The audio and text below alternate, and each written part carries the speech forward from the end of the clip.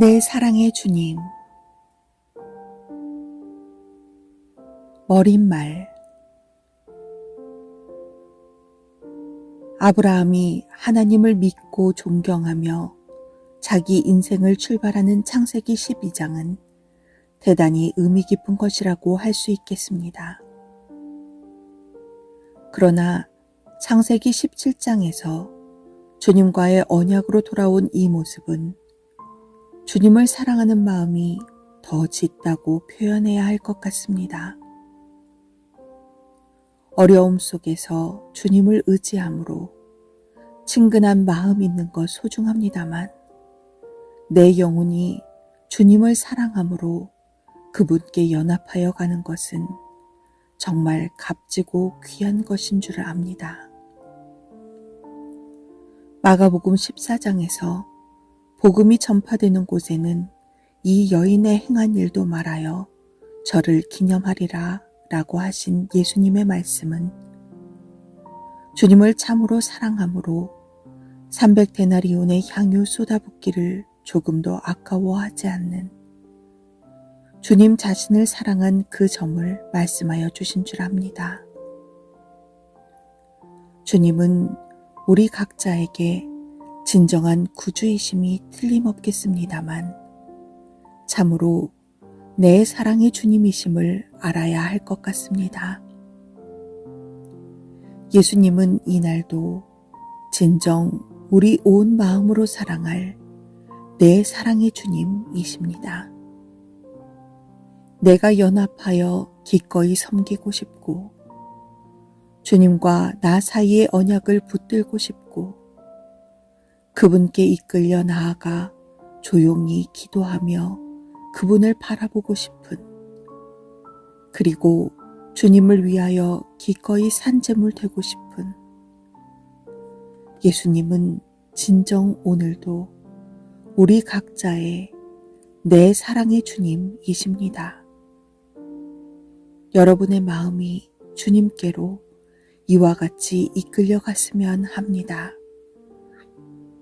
2014년 7월에 주님 가까이 하기를 가장 소중히 여기는 이가 올립니다.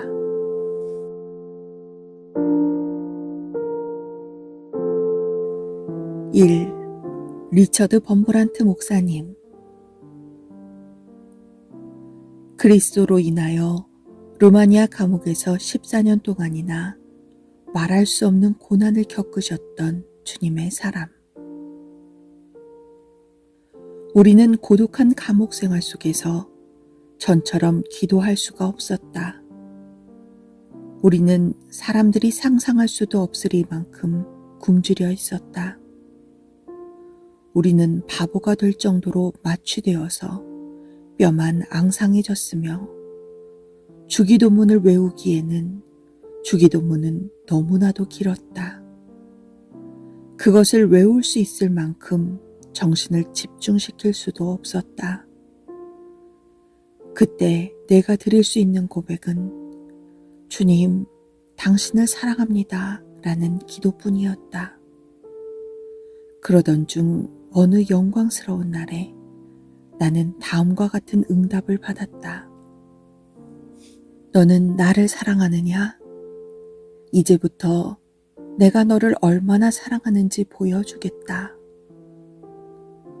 나는 14년이란 세월을 감옥에서 보냈으며 이 기간에 성경은 물론 다른 책도 본 적이 없다. 나는 쓰는 방법조차 잊어버릴 정도였다. 굶주림, 마취, 고문 등으로 나는 성경에 쓰여 있는 거룩한 말씀들을 잊어버렸다. 14년이란 옥고를 청산하는 날, 망각된 의식 세계 속에 다음과 같은 성경 구절이 떠올랐다. 야곱은 라헬을 얻기 위하여 14년 동안이나 일했으나 라헬을 사랑한 까닭에 수일처럼 여기더라.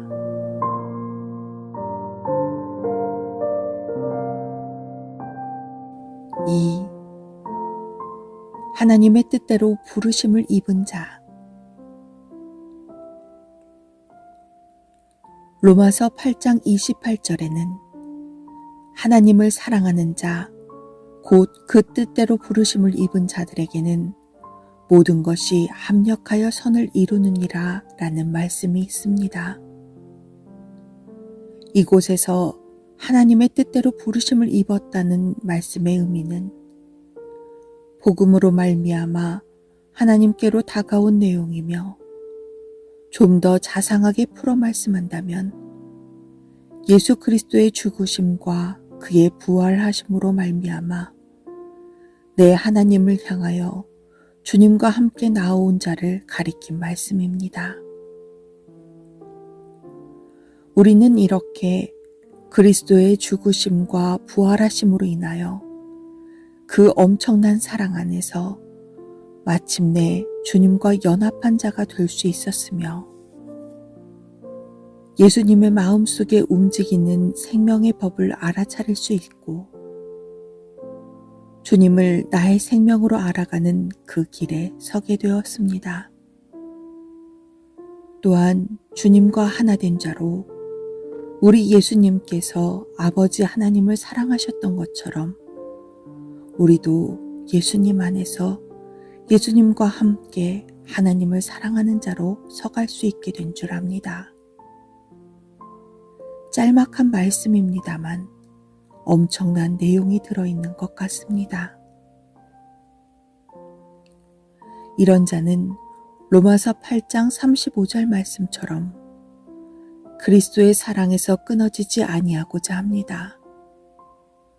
우리가 만나는 그 어떤 시련과 그 어떤 생활 속에서도 예수님께 속한, 예수님을 향한, 예수님께 이끌리는 그 사랑 안에서 벗어나지 않고자 온 마음 기울임을 분명히 볼 수 있습니다. 그러할 때 우리는 주님과 함께 주님의 이끄심을 힘입어 하나님을 사랑하는 자라는 놀라운 삶이 우리의 삶이 되어감을 알 수 있을 것입니다.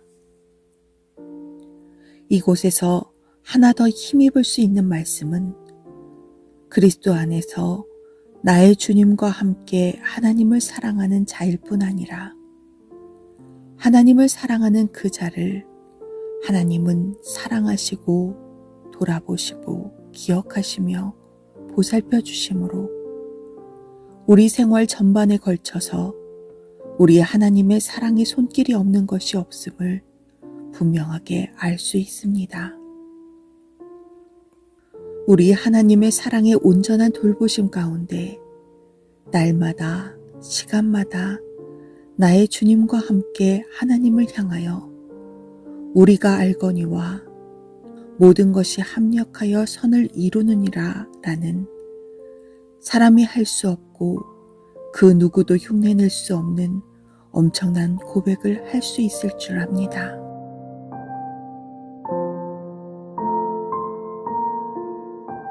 (3) 아브라함의 하나님을 향한 참사랑.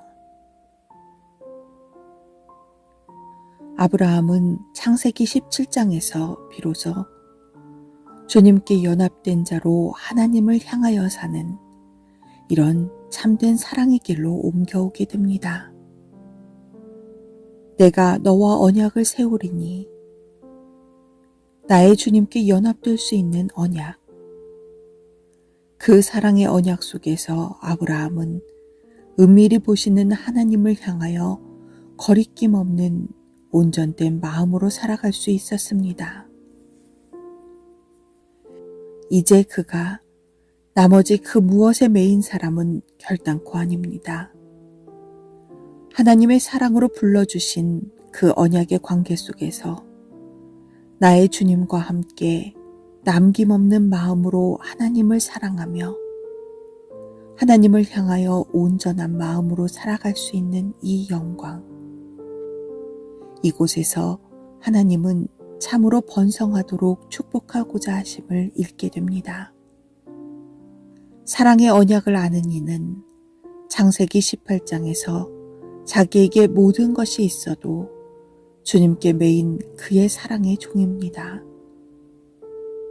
온 마음으로 귀를 기울이고 온 정성껏 섬기고 싶어하는 그의 사랑의 종입니다. 그 자는 창세기 21장 말씀처럼 내 주님과 함께 갖는 조용한 사랑의 빈들판의 사귐을 나의 진정한 모든 것인 양 주님께 매여가고 있음을 우리는 주목해야 할 것입니다.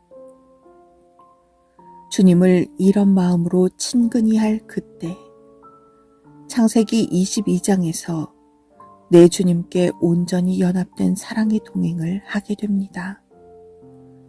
곁에 이삭이 있고 뒤에 사라와 그 모든 것이 있어도 그의 온 마음은 주님께 묶인 사랑의 동행이라고 말할 수 있을 줄 압니다. 창세기 23장의 아브라함이 사라를 떠나보내고 눈물 흘리며 슬퍼하지만 하나님께서 예비하신 저 영원한 사랑의 집을 바라볼 수 있는 마음을 분명히 가지고 있었습니다. 창세기 24장에서 아브라함은 우리 하나님께서 사랑하심으로 허락해 주시고 예비하신 그 사랑이 아니면 맞이하고자 하지 않습니다. 그래서 하나님의 예비하신 사랑을 기대하고 순종함으로 영접하는 모습을 읽게 됩니다. 창세기 25장에서는 연로한 아브라함임에도 그의 온 마음이 주님께 매여서 그의 사랑의 다스림을 받는 마지막 길들을 더듬어 볼 수 있습니다. 특별한 말 없지만 아브라함의 마음속에 새겨지고 형성된 뜨거운 마음으로 불붙어 있는 주님과 아버지 하나님을 향한 사랑, 정말 고귀한 것 같습니다.